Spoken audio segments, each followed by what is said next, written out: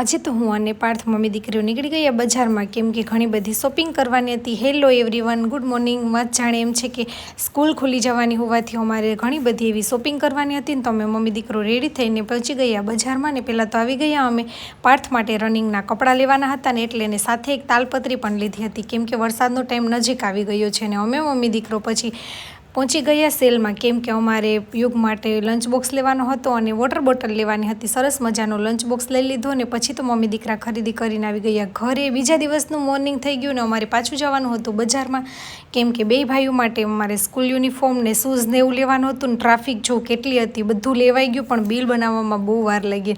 આવી ગયા ઘરે ને અમારા ભાઈ તો જો બૂટને મોજા માપતો હતો કે થઈ જાય કે નહીં. અમે બજારમાંથી ખરીદી કરી આવ્યા હતા ને તો ભાઈ કે લાવ મમ્મી હું તને ભૂંગળાની બહેણી ભરવામાં મદદ કરું. અમારા ભાઈએ અમને બટેટા ભરી દીધા. અને વિડીયો ગમ્યો હોય તો લાઈક, કોમેન્ટ, શેર, સબસ્ક્રાઈબ કરી દેજો. બાય બાય, મળીશું નવા મિની વ્લોગ.